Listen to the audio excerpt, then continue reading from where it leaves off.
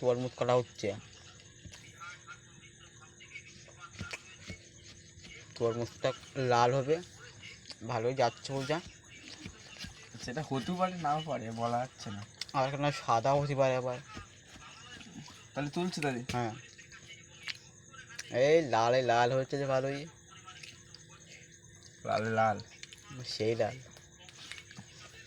কিন্তু মাল পচা মাল, পচা মাল তো ভিতরে একটু কেলেঙ্কারি হয়ে গেছে, মালটা পচে গিয়েছে, খাবার হবে না ভাগ্যে।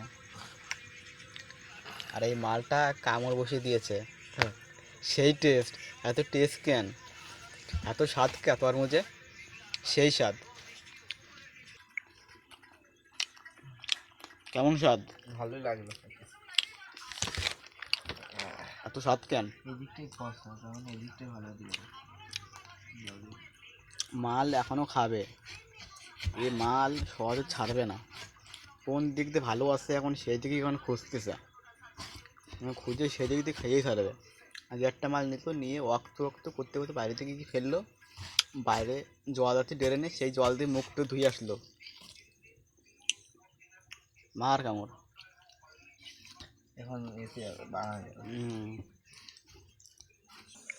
এখন এই মাল যাবে ছাগলের খাওয়ার জন্য, ছাগলের ঘরে ওখানে রাখা হলো, কালকে ছাগলে খেয়ে নেবে।